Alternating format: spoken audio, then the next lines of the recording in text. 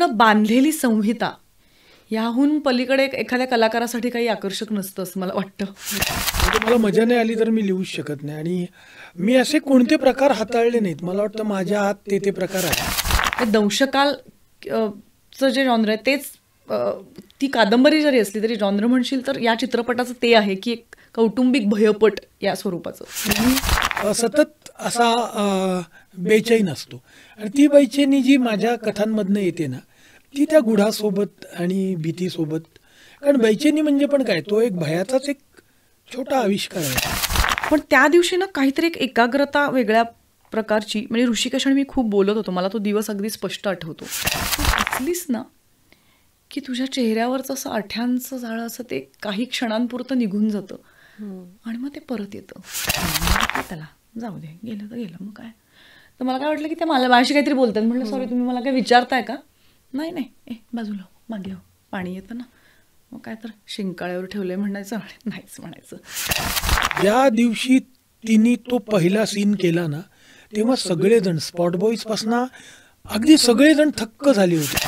लेखक, दिग्दर्शक, संवाद, पटकथा लेखन असं सगळंच तुम्ही सर्व आहात तुम्ही या सिनेमाचे. तर ही कथा जेव्हा तुम्हाला सुचली त्यावेळेला या कथेवरती कादंबरी करावी असं तुम्हाला वाटलं नाही, त्याऐवजी तुम्हाला सिनेमा करावा असं का वाटलं? राजहंसी मोहर, विषयांचं वैविध्य, आशयाची समृद्धी.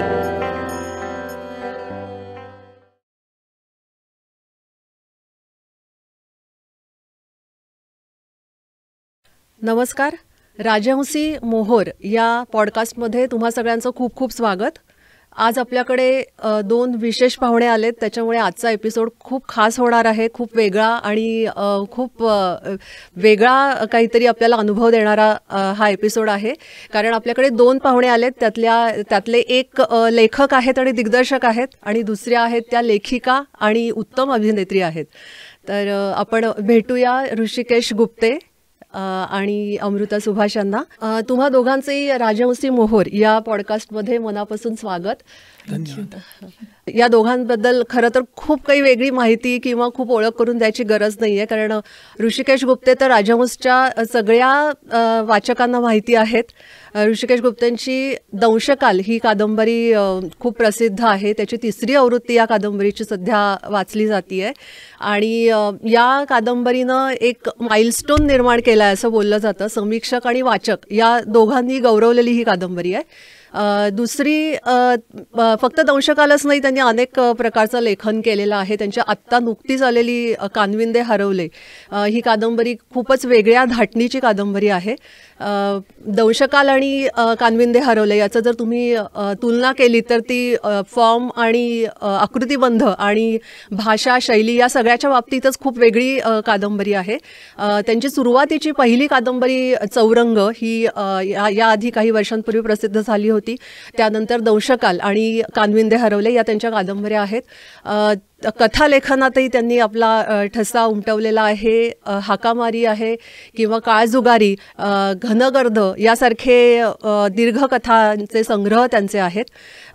सिनेमा हे त्यांचं, आपण खरं तर त्यांना आपण लेखक म्हणून ओळखत असू तरी आता त्यांचे 2 सिनेमे प्रदर्शित झालेले आहेत. पहिला सिनेमा आहे तो दिल दिमाग और बत्ती.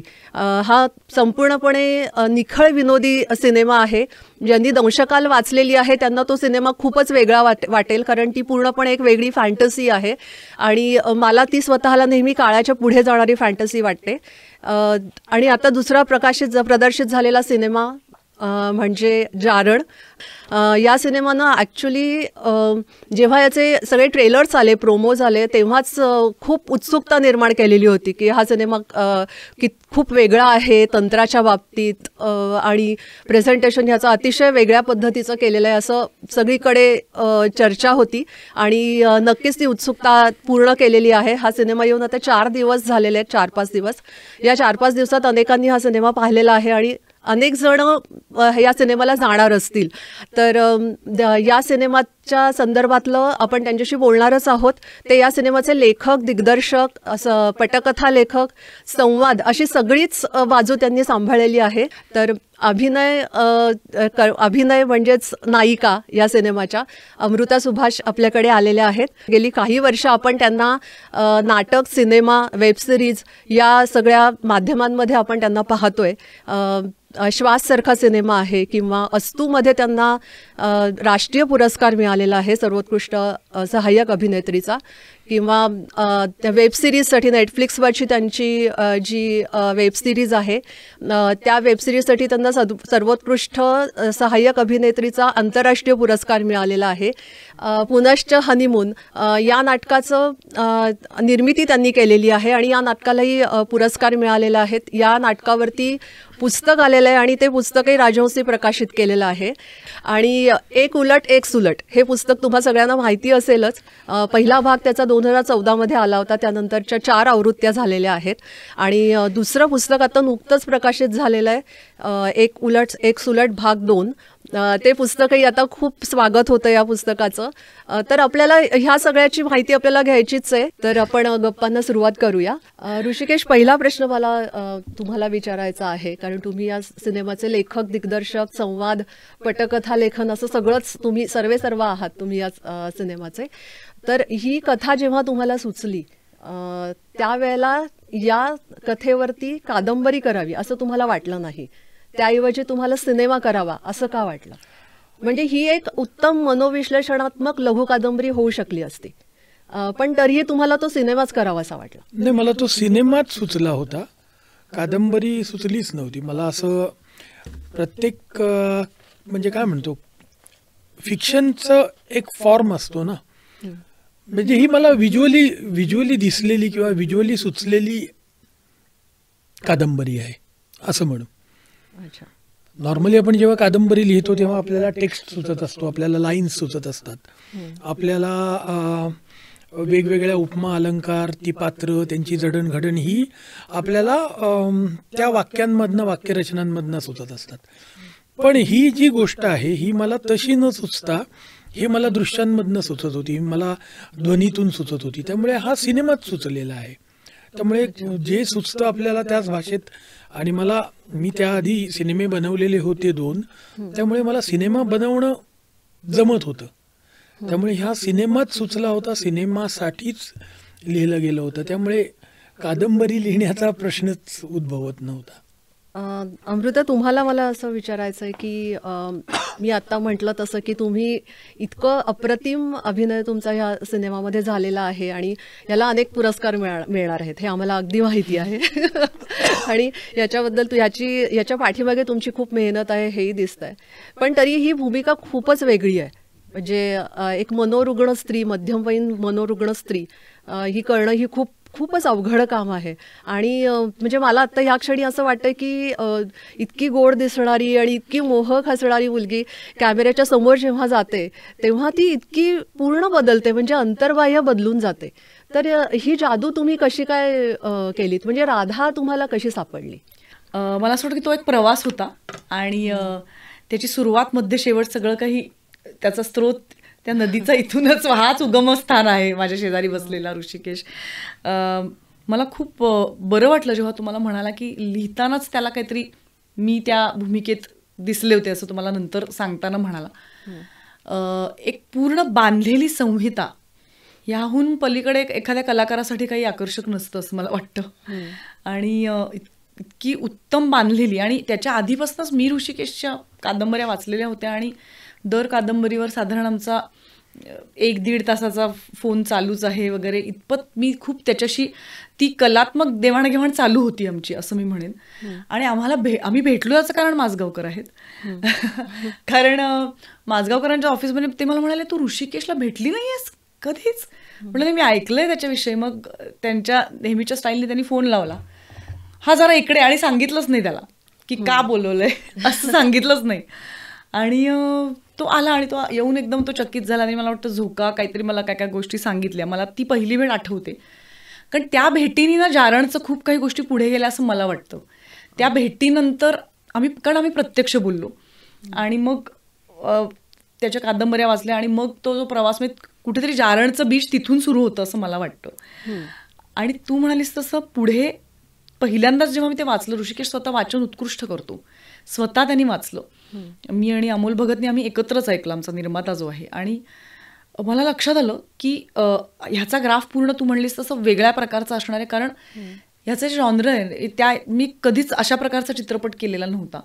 दंशकाल चं जे जॉनर आहे तेच, ती कादंबरी जरी असली तरी जॉनर म्हणशील तर या चित्रपटाचं ते आहे की एक कौटुंबिक भयपट या स्वरूपाचं. सो मला लक्षात आलं की सगळ्या गोष्टी, सगळे पत्ते दाखवून चालणार नाहीयेत, कारण त्यातल्या अनेक गोष्टी, म्हणजे आजच मला बोलताना सुनील सुक्तनकर मला हे म्हणाला की अनेक प्रश्न पहिल्या हाफमध्ये मला पडले तुझा अभिनय बघून, आणि त्याची उत्तरं इतकी अशी स्मूथ मला नंतरच्या हाफमध्ये मिळत गेली. तर मला खूप बरं वाटलं, कारण ऋषिकेशच्या त्या बांधणीमध्ये ना ते अत्यंत स्वच्छ त्यांनी तो ग्राफ हे केलेला होता. म्हणजे ते काय म्हणतात त्याला, त्याची जी रचना होती ना ती फार नेहमीच असते, त्याच्या कादंबरीची पण रचना बांधीव आणि अशी घट्ट असते एकदम चांगल्या अर्थी. सो त्याच्यामुळे ना एक कलाकार म्हणून मला ते दिसत होते. मला फक्त एक दडपण काय आलं की जे कागदावर आहे ते मला स्पष्ट दिसतंय की हे प्रचंड, ते तसंच्या तसं पडद्यावर येऊ शकेल का, कसं येऊ शकेल, लाऊड व्हायला नको, कारण अशा प्रकारच्या भूमिका कधी कधी चित्रपटात लाऊड पद्धतीने पण येतात, ते मला करायचं नव्हतं. ते मला तिचे जे मॅनरिझम्स स्वतः उल्लेख केलास ते मला जास्ती भावनेनी ट्रिगर्ड हवे होते, रादर दॅन बाहेरनं ठरवलेले.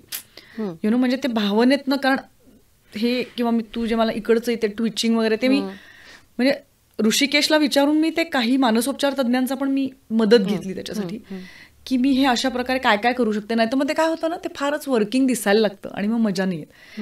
मला ती भावनेनी पुढे जाणारी हवी होती राधा असं. तर त्यातनं तो अभ्यास माझा सुरू झाला.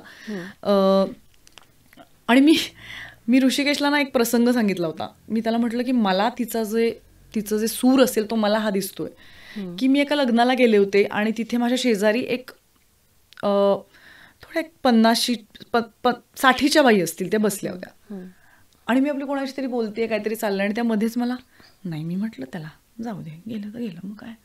तर मला काय वाटलं की त्या माझ्याशी काहीतरी बोलतात. म्हटलं सॉरी, तुम्ही मला काय विचारताय का?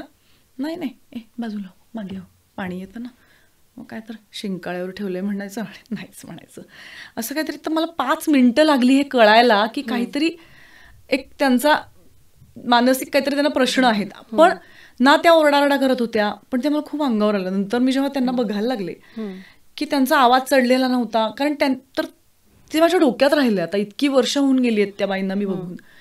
तर मी ऋषिकेशला म्हटलं ही जी असेल, त्यामुळे माझी बोलण्याची आत्ताची स्टाईल जरी अशी ठाशी बसली तरी मी म्हटलं की तिची कदाचित ती स्टाईल अशी बोलायची थोडीशी थोडी कमी कॉन्फिडन्स असलेली अशी काहीतरी, ती त्या बाईंवर मी बेस केली, ते बीज मी धरलं त्याच्यात लाऊडनेसपेक्षाही जास्ती. आणि ऋषिकेशला थँक गॉड की त्याला ते पटलं.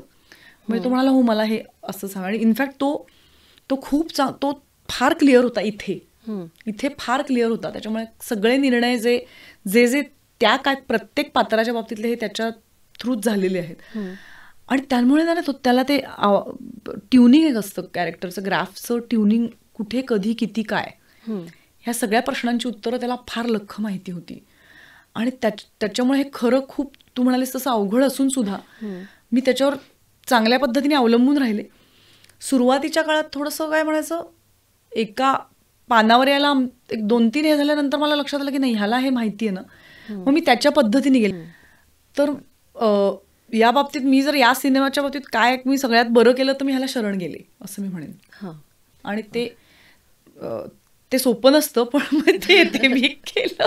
पण ते मी स्वतःच्या बाबतीत 2 मी स्वतःला हे देते. एक तर मी चांगली विद्यार्थिनी आहे आणि मी जर अर्थातच तो मला दिग्दर्शक आवडला तर मी त्याला शरण जाते, नाहीतर मग पूर्ण वेळ आमची भांडणं होत राहतात. पण तुम्ही मानसशास्त्राचा अभ्यास काही केलायत का? कारण तुमच्या एक उलट एक सुलट भाग 1 मध्ये असा उल्लेख आहे की तुम्ही मानसशास्त्राचं वाचन केलंय. मी अल्बर्ट एलिस हे पुस्तक तुम्ही वाचलंय. तर अशी काही पुस्तकं वाचता जेव्हा तुम्ही, तर त्याचा अभिनयामध्ये कितपत फायदा होतो? नक्कीच होतो. आणि नुसती पुस्तकं नाही, मी स्वतः 10 वर्ष माझी, आता 10 वर्षाच्या वरती माझी थेरपी स्वतःची चालू आहे. ज्याच्याविषयी पण मी एकुलट एक्सुलटमध्ये लिहिलेलं आहे पहिल्या भागात आणि दुसऱ्याही काही भागात काही गोष्टी लिहिल्यात. कारण बाबांना जेव्हा माझ्या अल्झायमर्स डिटेक्ट झाला होता तेव्हा मला विजय तेंडुलकरांनी हा रस्ता दाखवला थेरपीचा, मानसोपचाराचा. आणि त्यांनी मला एक नंबर तेव्हाच दिला होता कारण दिसतच होतं की मला ते काही झेपत नव्हतं. बाबांचा जो अल्झायमर्स असा बळावत चालला होता आणि मग रडणं थांबत नाहीये, अशा काय काय गोष्टी व्हायला लागल्या होत्या. पण माझेही टॅबू होते त्या बाबतीतले खूप. आणि त्यामुळे मी म्हटलं हे नाही का तुम्ही मला का असा नंबर देताय. त्यांनी मला फार चांगलं एक ते वाक्य म्हणाले होते तेंडुलकर. ते मला म्हणाले, तू हसलीस ना की तुझ्या चेहऱ्यावरचं असं आठ्यांचं जाळं असं ते काही क्षणांपुरतं निघून जातं आणि मग ते परत येतं. तर ते त्यांची बोलण्याची स्टाईल मला असं वाटतं तू ते करावंस असं मला वाटतंय वगैरे. तर मी म्हटलं मला असं नाही वाटत वगैरे, कारण मला राग यायला लागला खूप. कारण तेंडुलकरांचं काय होतं ना, ते तुमच्या आतलं स्कॅन, त्यांच्या आत एक स्कॅनर ते तुम्हाला स्कॅन करायचे आणि मग त्या स्कॅनरने ते बोलायला लागायचं तेव्हा कधी कधी भीती वाटायला लागायची की मलाही माझ्या बाबतीतलं जे माहीत नाही त्या माणसाला का कळतंय आणि त्याची भीती वाटायची. Because you are not ready for काही सत्यांसाठी तुम्ही तयार नसता. एक दिवस आला माझ्या आयुष्यात असा की माझं हे डायलॉगच मला म्हणताच येईना, पाठच होईना. मी अवघाची संसार चालू होतं आणि ॲक्शन म्हटलं की मी ब्लँक होत होते, ॲक्शन म्हटलं की मी ब्लँक. खरं तर मी काय म्हणतात माझं पाठ खूप पटकन होतं आणि माझं साधारण पहिला दुसरा टेक ओके असतो. पण त्या दिवशी मला ते जमेनासं झालं आणि मला लक्षात आलं की बापरे नाही, सिस्टीम कोलमडली आहे पूर्ण. आणि मग मी त्या दिवशी तो फोन केला, जे ते सारखे मला विचारत केलास का फोन, काही नाही, हा जो फोन होता तो मी त्या दिवशी केला. आणि मग एक वेगळा प्रवास माझा सुरू झाला. आणि आत्ता मी इथे जी बोलती आहे ती माणूस म्हणून आणि कलाकार म्हणून, याचं सगळं श्रेय त्या दिवसाला जातं, त्या दिवशी तो मी फोन केला. आणि त्या अर्थाने तेंडुलकरांना जातं, कारण त्यांनी नुसतं प्रीचिंग नाही केलं, ते स्वतः गेले होते मानसोपचार. हे त्यांनी मला सांगितलं. नाही तर काय करतात काय काय मोठी मोठी माणसं, त्यांचं खूप आयडियल चित्र आपल्यासमोर असतं. मग आपल्याला त्यांनी स्वतः ते मला म्हणाले नाही प्रिया गेल्यावर मला जावं लागलं, हे त्यांनी मला तिथे सांगितलं होतं. त्यामुळे मग तो माणूस आपला हात धरून असतो ना, त्या आपल्या नावेत तो होडीत आपल्या बरोबर असतो ना, तो असं नुसतंच अशी वल्लव सांगत नसतो, त्यांनी फरक पडतो. आणि तसं झालं, ज्याचा अर्थातच राधाच काय प्रत्येक म्हणजे त्याच्यानंतर माझं काम, माझं अभिनय शैली बदलली अख्खी. त्याच्यानंतर मी केलेला पहिला सिनेमा किल्ला होता. आणि तू किल्लाच्या आधीचं जर सगळं बघशील, आणि मला असं वाटतं अर्थात सुमित्रा भावे आणि सुनील सुक्तनकरांबरोबरचं काम वेगळं आहे. त्यांनी कारण वेगळ्या पद्धतीने मला घडवलं. म्हणजे जसा जारणचं मी म्हटलं की हा उगम, तसं माझ्या करिअरचा उगम हा ते दोघं आहेत असं मला वाटतं, आईनंतरचा ऑफकोर्स. पण त्यामुळे मला असं वाटतं की तो जो मानसोपचार मी तेव्हापासून सुरू झाला माझ्या आयुष्यात, अनेक रिसोर्सेस, मग तो फक्त बाबांच्या अल्झायमर्स पुरता राहिला नाही. पण जेव्हा एवढी इंटेन्स भूमिका वाटायला येते तेव्हा त्या भूमिकेची जी मानसिक आंदोलनं असतात, भावनिक आंदोलनं असतात, तर ती आंदोलनं तुम्ही कशी, त्याच्यातून तुम्ही कसे पार होता? डिपेंड्स, म्हणजे प्रत्येक भूमिकेचं ते वेगवेगळं राहिलेलं आहे. या भूमिकेसाठी प्रत्येक दिवस वेगळा होता असं मी म्हणेन, पण एक दिवस फार महत्त्वाचा ठरला माझ्यासाठी. जेव्हा ज्योतीचे आणि माझे सीन्स, ज्योती मालशे बरोबरचे सायकॅट्रिस्टचे जे सीन होते ना, ते 3 सीन जे माझे होते ते एका दिवशीच लागले होते, कारण की सिनेमात लोकेशननुसार सीन्स लागतात ना, आणि ते वेगवेगळ्या काय म्हणतात सिनेमात ते वेगवेगळ्या ठिकाणी प्लेस होणार होते. मला खूपच भीती वाटत होती की बापरे माझा ग्राफ कसा जाणार हे. मी सिनेमा अर्थातच नेहमीच असा शूट होतो वेगळा वाकडा, म्हणजे कसा की शेवट आधी सुरुवात नंतर, ओळीनी नाही शूट होत. नाटकासारखं ते ओळीनी चाललेलं नसतं, त्याच्यामुळे कलाकार म्हणून तुम्हाला तो ग्राफ फार जास्ती क्लिअर लागतो. ऋषिकेश, तुम्ही लेखनाकडून दिग्दर्शनाकडे वळलेला आहात, म्हणजे तुम्ही मराठीतले आघाडीचे तरुण लेखक म्हणून प्रस्थापित झालात, कादंबरीकार, कथाकार म्हणून प्रस्थापित झालात, आणि मग तुम्ही सिनेमाचं दिग्दर्शन केलं. तर जेव्हा तुम्ही दिग्दर्शक असता, जेव्हा तुम्ही दिग्दर्शन करत असता, तेव्हा तुमच्यातला लेखक जागा असतो का? आणि तो जागा असेल तर कधी कधी तो दिग्दर्शकावर वर्चस्व गाजवतो का? खरं सांगू का, आपण हे जे लेखक आणि दिग्दर्शक असणं किंवा लेखनात लेखक म्हणून तो जागा असणं किंवा दिग्दर्शक म्हणून तो पुढे येणं, खरं तर असं काही नसतं. आपल्याला ना तो एक टास्क करायचा असतो. सिनेमाची प्रोसेस ही आपल्याला जितकी वाटते, म्हणजे लेखनाची प्रोसेस जितकी काव्यात्मक वाटते ना, तेवढी अजिबात नसते. अत्यंत ती एकतर एक कष्टप्रद प्रोसेस असते. त्यावेळी तुम्ही एक सीन लिहिलेला असतो जो तुम्हाला अचीव्ह करायचा असतो. तो अचीव्ह करताना तुम्हाला काय पद्धतीने तो ॲक्टर्सकडून घ्यायचा आहे, काय पद्धतीने तो पडद्यावर दिसणार आहे, काय पद्धतीचं बॅकग्राऊंड म्युझिक तिकडे येणार आहे, त्याच्या अलीकडे पलीकडे कुठले सीन असणार आहेत, या सर्व गोष्टींचा विचार करायचा असतो. त्यामुळे लेखक असा मध्ये येणं होत नाही. आता काय होतं, बरेचदा आता उदाहरण देतो, त्या एक किचनमधला सीन आहे की ती मला वाटतं धावून येते आणि ती आतमध्ये येते आणि मोलकरणीचा आणि तिचा एक सीन आहे.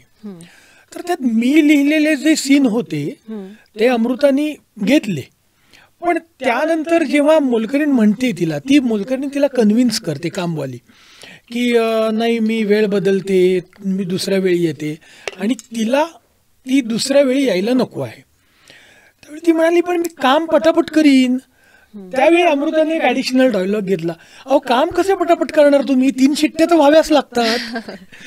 लेखक म्हणून मी लिहिलेला जो संवाद होता तो कदाचित वेगळा होता, पण तिथे तुम्हाला काहीतरी चांगलं मिळतंय ना. बरोबर. त्यामुळे लेखक असा त्यावेळी जागा नसतोच. त्यावेळी दिग्दर्शकाला जे काही मिळतंय स्क्रीनवर त्याचीच तो वाट बघत असतो. आणि मला वाटतं आता ती स्टेज निघून गेली की आपण लेखक म्हणून आपण जे लिहिलंय तेच आपल्याला मिळावं. कारण ज्या पद्धतीने आता पडद्यावर दिसतो ते फक्त मी काय लिहिलं होतं, म्हणजे मी लिहिलंय तेच समोर साकार झालंय, पण आता मी खरंच विसरून गेलोय मी काय लिहिलंय.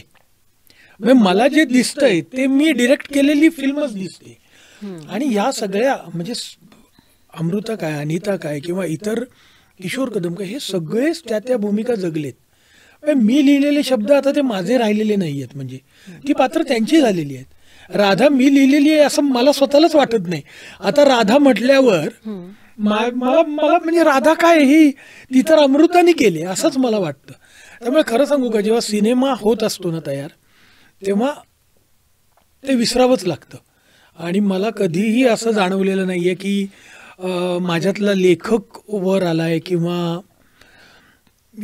जरी तशी फिलिंग कधी आली असेल तरी मला आता आठवत नाहीये. कारण ती प्रोसेसच इतकी तुम्हाला पुढे नेणारी असते. सिनेमा काय असतो माहिती आहे का, सिनेमा हा अनेक पक्षांचा थवा जसा चालतो ना एकत्र, तसं वेगवेगळे तंत्रज्ञ, अभिनेते, अभिनेत्र्या, मग त्या लेखकाला, दिग्दर्शकाला, प्रोड्युसराला सगळेजण एकत्र जात असतात त्या एका पद्धतीने, एका वेगाने. त्यात तुम्ही लेखक असा काय असा ह्या गोष्टी ठेवताच येत नाहीत, तरच तुम्ही तो इच्छित ठिकाणी पोहोचू शकता. तुम्हा दोघांनाही एक कॉमन प्रश्न आहे, म्हणजे तुम्ही आतापर्यंत सांगतच आहात की ते दिग्दर्शक म्हणून किती चांगले आहेत आणि तुम्हाला कितीतरी गोष्टी त्यांच्या दिग्दर्शक म्हणून भावल्या आहेत, म्हणजे तुम्ही त्यांना शरण गेलात दिग्दर्शक म्हणून असं तुम्ही म्हणालात. तर तुम्हाला त्यांच्यातला लेखक पण तुम्ही पाहिलेला आहेत, तुम्ही वाचलेलं आहे त्यांना, तर लेखक आणि दिग्दर्शक म्हणून त्यांची वैशिष्ट्य तुम्हाला काय जाणवतात? आणि तुम्हालाही हा प्रश्न आहे की अमृता एक उत्तम अभिनेत्री आहेत, तर त्यांची वैशिष्ट्य अभिनयाची तुम्हाला काय जाणवली या सिनेमामध्ये? मी काय वैशिष्ट्य सांगणार, म्हणजे ती अलिबाबाची गुहा आहे हे तुम्ही बघितलं. म्हणजे मी तुम्हाला सांगू का, मी थोडंसं उदाहरण देतो, मी कदाचित थोडंसं टँजेंटियल जाईन या प्रश्नाचं उत्तर देताना. ज्या दिवशी आम्ही तो सीन करणार होतो ना, किंवा केला, की ज्या दिवशी तिला एकाच लोकेशनचे 3 सीन करायचे होते, बरं ते 3 सीन सिनेमात वेगवेगळ्या वेळी येतात आणि त्यावेळेचा तिचा जो ग्राफ आहे तो वेगवेगळा आहे. आणि तो ग्राफ कसा धरायचा त्या पद्धतीने ती थोडी चिंतित होती. आणि मग तिने सांगून बघितलं आम्हाला की नाही तो वेगवेगळ्या दिवशी ठेवा ना. मी म्हटलं अगं लोकेशन एक आहे, आणि तिने सिनेमे केल्यामुळे आणि ती स्वतः त्या प्रोसेसचा अनेक वर्ष भाग असल्यामुळे तिला कळलं की लोकेशन एक आहे म्हटल्यावर आपण ते वेगवेगळ्या दिवशी ठेवू शकत नाही. ज्या दिवशी तिने तो पहिला सीन केला ना, तेव्हा सगळेजण स्पॉट बॉईजपासून अगदी सगळेजण थक्क झाले होते. म्हणजे आम्ही असे बघत होतो, म्हणजे मी कट म्हटलं जेव्हा, त्यावेळी मी आणि आमचा कॅमेरामन, त्या कॅमेरामनने वळून माझ्याकडे बघितलं, मी मागे होतो, आम्ही हसलो. आणि हे अजिबात, मी तुम्हाला सांगतो, अतिशयोक्ती यात अजिबात नाहीये. असं वाटत होतं हे संपूच नाही. मला ती जी स्पॉट बॉईज होते, आमचं जेवण घेऊन येणारा जो होता ना, साठे नावाचा, पेंडसे नावाचे एक गृहस्थ होते, ते पण असे बघत राहिलेले. त्यांचा या गोष्टींशी काही संबंध असावा असं मला वाटत नाही. तर अमृता जी आहे ना, ती अलिबाबाची गुहा आहे अभिनयाच्या बाबतीत. मी तिच्याविषयी म्हणजे हा प्रश्न मला विचारणं म्हणजे हा तिच्यावर अन्याय आहे खरं तर. म्हणजे तुम्हाला मी अमृताची वैशिष्ट्ये मी काय सांगेन. हा आता तिने माझी वैशिष्ट्ये जरूर सांगा. नाही पण मला नाही, आणि हा जो शब्द वापरला अलिबाबाची गुहा, खरंच हा जो व्यवहार आहे ना दिग्दर्शक आणि कुठलीही अभिनेत्री किंवा अभिनेता यांच्यातलंच एक, तर त्याच्यामध्ये ना तो जे म्हणतोय माझी शाई ही माझ्या संवेदनशीलतेची असते, म्हणजे माझी सगळी वल्नरेबिलिटी घेऊन मी येते सेटवर.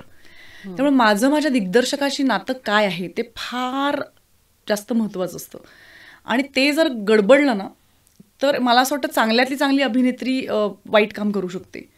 मी केलंय असं मला वाटतं.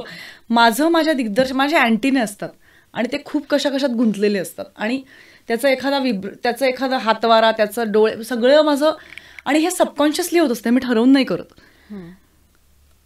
ऋषिकेशनी, आणि मला परवाना मी नसीर सरांचं एक वाक्य ऐकलं की दिग्दर्शकाचं काय काम आहे सगळ्यात जास्त, हे म्हणणं खूप सोपं आहे की त्या ॲक्टरला ना कम्फर्ट झोनमध्ये ठेवणं.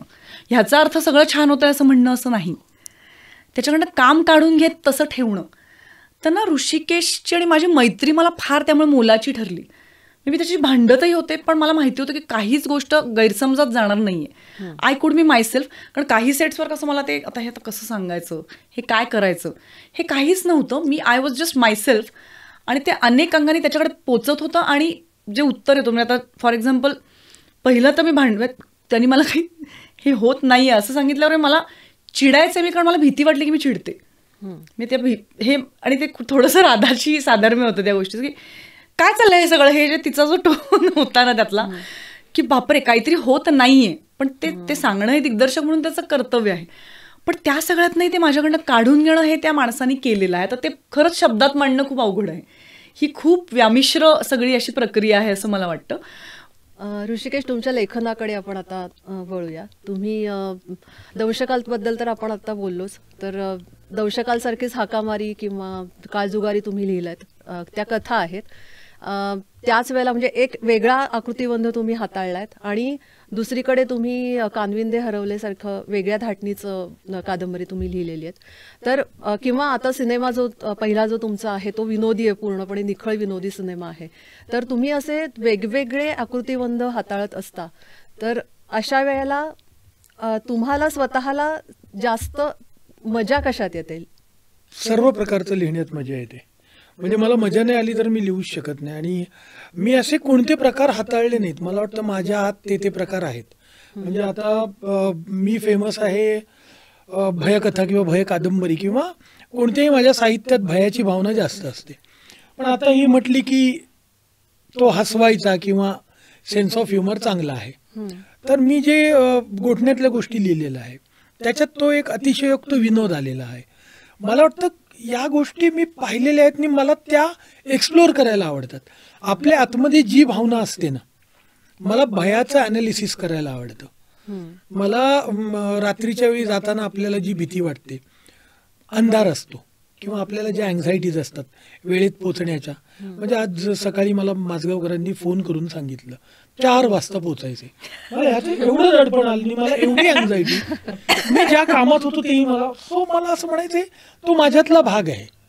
आणि मग इकडे आल्यावर आपण त्यावरून जो एक हास्य विनोद केला तो पण माझ्यातला एक भाग आहे. त्यामुळे मला असं वाटतं की आकृतिबंध हा आपल्याला कोणती भावना साहित्यातून मांडायची त्यासाठी तो तयार होऊन येतो. म्हणजे मी गोठण्यातल्या गोष्टी लिहिताना तो जो एक अतिशयोक्त एक विनोदी निवेदन त्यात घेतलं, विनोदी म्हणता नाही येणार, पण त्याला एक अतिशयोक्त झालर होती ना त्या सर्व याला.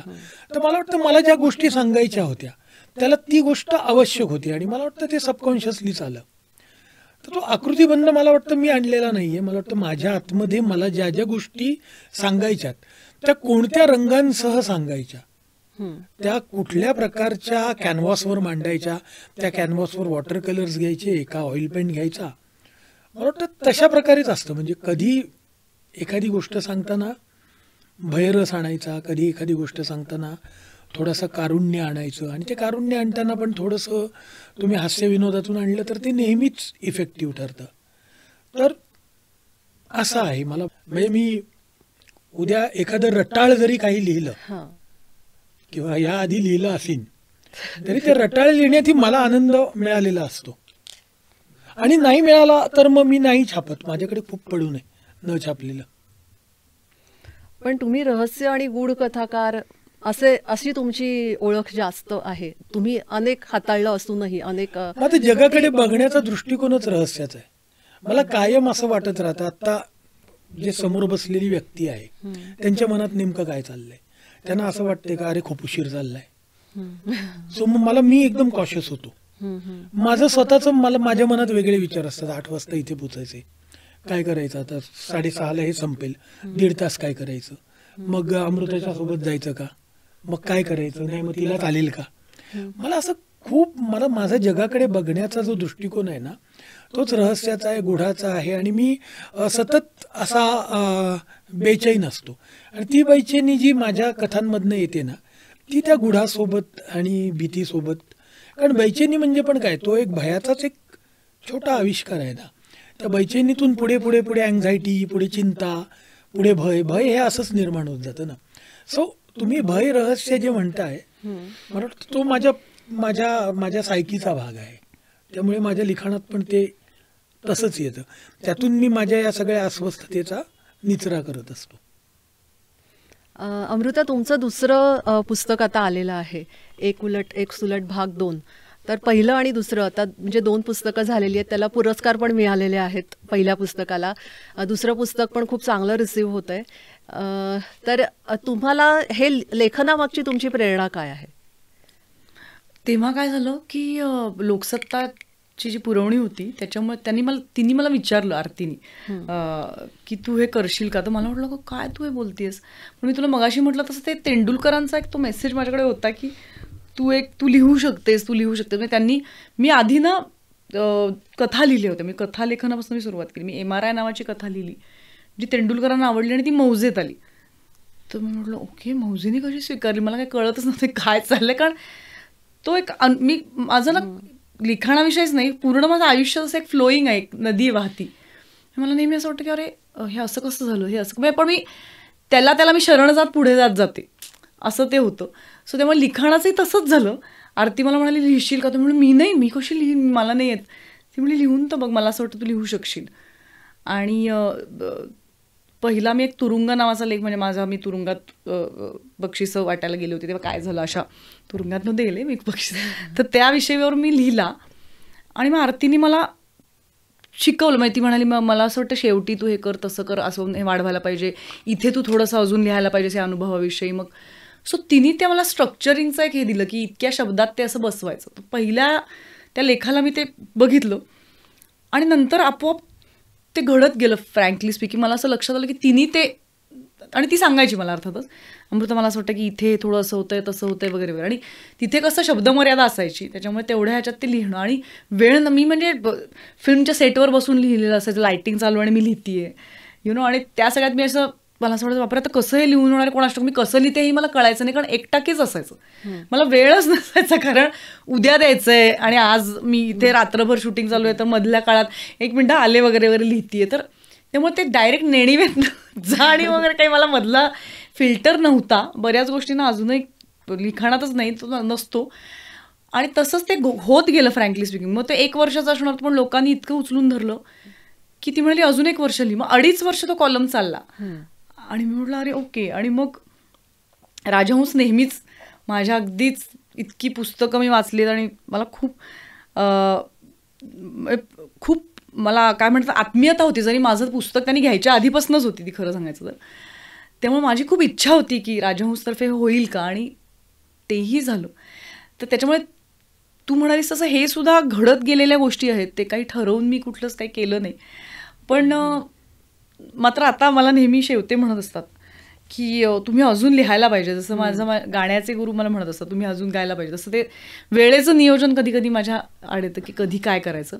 पण मला असं वाटतं नेहमी त्या डेडलाईन्स ज्या असतात त्यांनीच माझं झालेली आहेत कामं जी आहेत ती. त्यामुळे कामं असं नाही, पण म्हणजे त्याच्यामुळे ऋषिकेश म्हणतो तसं मला कधी कधी असं वाटतं की अरे यार कधी त्या गोष्टीसाठी पण ती गोष्ट करायला पाहिजे ना. असं काहीतरी असं उद्या द्यायचं आणि आजच मी करतेय. त्यामुळे त्यातला आनंद मला मिळालाच नाही असं मी म्हणणार नाही, कारण ते लिहिताना मला म्हणजे माझाच काहीतरी अनुभव जेव्हा मी लिहायला लागतं तेव्हा काहीतरी वेगळंच मला वाटायचं आणि मला असं वाटायचं हे मला माहीत नव्हतं. त्यामुळे ना एखादी भूमिका असेल किंवा लिखाण असेल मी मला शोधत जाते असं ते थोडं होतं. आणि संदेश मला आता नेहमी सारखं म्हणतोय की तू आता वेगळे फॉर्म्स मध्ये लिहायला पाहिजेस. म्हणजे फॉर एक्झाम्पल मी सगळं ललितच लिहिलेलं आहे, त्यामुळे संदेश मला सारखं म्हणतो तू जर कथा लिहिल्यास ना, कारण ललितमध्ये सगळं काही लिहिता पण येत नाही ना, काही गोष्टी लपवा, काही हे करा, कारण कोणाला काय वाटेल ह्या सगळ्या गोष्टी असतात ना. तर त्यामुळे तो असं मला म्हणाला की तू जर कथा स्वरूपात ते हे करू शकलीस ना तर तुला जास्त स्वातंत्र्य मिळेल, असं संदेश मला सारखं सांगतोय. पण समोर अजून मी सुरुवात कथानी 1-2 केली होती, पण पुन्हा आता तिथे जावं लागेल असं वाटतंय. पण मला असं वाटतं मी जेव्हा चित्रपट जेव्हा मी दिग्दर्शित करेन तो मी लिहिलेला जेव्हा असेल तेव्हा ते कथा स्वरूपात येईल असं मला वाटतं. म्हणजे पुढचा तुमचं लेखन असेल ते कथाच असतील. आणि म्हणजे माहित नाही खरं तर, आय हॅव नो आयडिया. पण नाही, पुढचं लेखन एक मी लिहायला सुरुवात जी केली आहे, जे अर्धवटच राहिलंय, जे मला मासगावकर मला सांगतात लवकर पूर्ण करायला, ते म्हणजे त्या पुस्तकाचं नाव आहे नटी आणि दिग्दर्शक. जे ना मी इंग्लिश एक पुस्तक मी वाचलं, ॲक्टर्स टॉक अबाउट ॲक्टिंग नावाचं ते पुस्तक आहे. आणि इतकं उत्कृष्ट, मला श्याम मनोहर पण म्हणाले होते की अरे आम्हाला हे नाही ऐकायचं आहे की ह्याच्याबरोबर काम करायला कशी मजा आली वगैरे, हे नको आहे आम्हाला.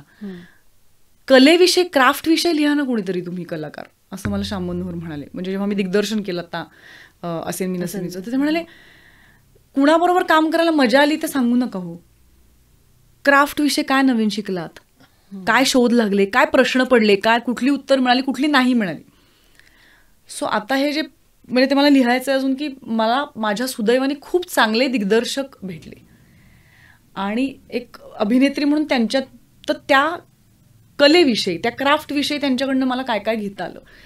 आणि ॲक्टर्स टॉक अबाउट ॲक्टिंगमध्ये तेच होतं की प्रत्येक एक म्हणजे मी सुमित्रा भावे, सुनील सुतनकरांकडनं एक वेगळं काहीतरी शिकले असेल, अतुल कुलकर्णी वेगळा शिकला असेल, अनिता दाते ऋषिकेश गुप्तेचं काहीतरी वेगळं मांडू शकेल, मी काहीतरी वेगळं मांडू शकेन. सो त्या ॲक्टर्सनी, आता अनितानी, ऋषिकेशनी तिचे संवाद अहिराणीत मांडले नव्हते, हा तिचा निर्णय, त्यांनी तो ओपनली घेऊन, म्हणजे त्या संयोगातनं जे घडलंय ती जादू आहे जी आपण पडद्यावरती बघतो.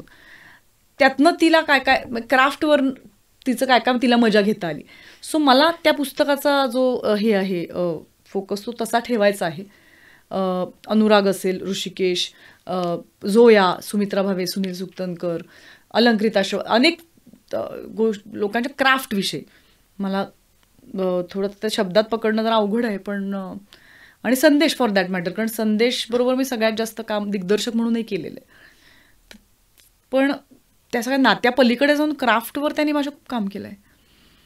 त्यांनी ज्या प्रकारच्या भूमिका, आज राधाची भूमिका जेव्हा मला मिळते ना, त्यांनी पण माझी क्राफ्ट तराशली. तो करावा, तराशना जिसे कहते हैं ना मराठीत, त्याला कदाचित काय म्हणतात, पैलू पाडणं, तासणे. पण ॲक्टरला समोरनं ते आलं नाही तर मी काही नाही करू शकत. आज राधा आली म्हणून मला काहीतरी कळलं. त्या दिवशी ते जे सायकॅट्रिस्टचा सीन मी केला, ते जेव्हा मी केलं मलाच ते माहीत नव्हतं काय आहे ते. आणि मग मला खूप बरं वाटलं की शुभांगी गोखले जेव्हा तिने हा चित्रपट बघितला तेव्हा ती मला म्हणाली, इंटरव्हलच्या आधीच्या सीनविषयी तुला सगळेच जण सांगतील, कारण तो इमोशनल सीन आहे, तू चांगलाच केलायस, पण तू फ्लाईट जी घेतली आहेस ना अमृता, ती त्या मानसोपचार तज्ञांच्या सीनमध्ये घेतलेली आहेस. सो मला असं वाटलं ओके, म्हणजे काय म्हणतात की ते एक जर तुमचं काहीतरी तोडून तुम्ही करायचा प्रयत्न करता ते पोचणं जे आहे. So anyway, coming back to my लेखन, मला असं वाटतं की त्या क्राफ्टविषयी मला जरा अभ्यास करून ते लिहायचं आहे. आणि एका पॉईंटला चित्रपट माध्यमाला सारखं खुणावतं. म्हणजे मी जेव्हा नाटकाचं दिग्दर्शन केलं तेव्हा सारखं प्रदीप मुळे, नीनाताई, शुभांगी ते मला म्हणायचे हा सिनेमा नाही आहे, कारण माझा सगळा विचार हा कॅमेराशी हे होत होता असं मला लक्षात आलं. रंगमंचाचे जे काही हे असतात ते वेगळं अवकाश आहे ना, तिथला विचार वेगळा आहे आणि त्यामुळे तिथली मांडणीही वेगळी असते. कॅमेराचं हे वेगळा, ह्या चौकोनाची मांडणी वेगळी आहे, त्या चौकोनाची मांडणी वेगळी आहे. तर माझी नॅचरल जी होत होती ती जास्त सिनेमाची होत होती असं मला वाटलं. तर त्यामुळे सिनेमा मला करावाच लागेल. मी आजी नावाचा एक लघुचित्रपट केलाही आहे जो मिलिंद जोगनीच शूट केला होता. त्याच्यामुळे कधी ना कधी ते पाऊल पडेल याचा मला विश्वास आहे. बघूया. मी थोडा जास्त वेळ काढून लेखनाकडे वळला पाहिजे तर आम्हाला वाचायला मिळेल, म्हणजे पुस्तक असं आम्ही आशा करू शकतो. आणि ऋषिकेश, तुम्ही काय आम्हाला वाचायला देणार आहात पुढच्या काळात, लवकर देणार आहात? लवकर द्या, तिने एकदम असं त्याच्यावर. मला असं वाटतं आता माझी दिवाळीच्या आधी एक मोठी कादंबरी येईल, ती राजहंस प्रकाशनाकडनंच येईल आणि ती कादंबरी त्रिखंडात्मक असणार आहे. म्हणजे तिचे 3 खंड असतील. म्हणजे पहिला भाग आल्यावर त्याचं कंटिन्युएशन दुसऱ्यात, ट्रिलॉजी ज्याला म्हणतो तशी असेल आणि ती रहस्य, भय, थरार असं सगळंच त्याच्यात मिक्स्ड असेल. ते तुम्ही दिवाळी आधी नक्की वाचाल. नक्की वाचा. नक्की. पण नाव आम्हाला तेव्हाच कळणार आहे का? नाव केव्हाच कळणार. कारण ऋषिकेशची नावं फार कमाल असतात ना. फारच. म्हणजे मला आठवतं जारण हे नाव किती आम्ही त्याला म्हणतो जारण नको, आपण वेगळं नाव ठेवतो. म्हणाला नाही, या सिनेमाचं नाव जारणच. आणि मला माझी आई म्हणाली, ते तुमचं जे नाव आहे ना सिनेमाचं, त्यांनी पण खूप जारण असं आई मला म्हणाली. जारण हा शब्द मला तुझ्या लेखकाच्या लक्षात. म्हटलं हो, त्याला तो आम्ही लहानपणी तो वापरला वगैरे असं आई मला. पण त्या नावात इतकं काही असतं ना, त्याच्यामुळे तू ते नाव सांगत नाहीस, ते बरोबरच आहे तुझं. तुम्हाला दोघांनाही म्हणजे तुमचं लेखन आम्हाला लवकर वाचायला मिळावं याच्यासाठी आम्हाला शुभेच्छा. आणि तुम्ही आम्हाला शुभेच्छा त्याच्यासाठी, म्हणजे लवकरात लवकर आम्हाला वाचायला मिळेल. आणि त्यावेळेला जेव्हा नवीन पुस्तकं येतील तेव्हा आपण बोलूच या. नक्कीच बोलूया. आणि पुढच्या तुमच्या वाटचालीसाठी राजहंस परिवाराकडनं तुम्हाला खूप शुभेच्छा. आणि तुम्ही सगळेजण जारण पाहणार आहात याची मला खात्री आहे. या गप्पा झाल्यानंतर तर तुम्ही एकदा, दोनदा, तीनदा पुन्हा दंशकालकडे याल, पुन्हा तुम्ही त्यांची नवीन पुस्तकं आलेली वाचाल याची मला खात्री आहे. राजहंसचा पॉडकास्ट तुम्हाला कसा वाटला याच्या प्रतिक्रिया आम्हाला द्या. आणि तुम्हाला अजूनही नवीन राजहंसचे कोणते लेखक, लेखिका यांच्याशी गप्पा मारायला तुम्हाला आवडेल तेही आम्हाला कळवा. नमस्कार.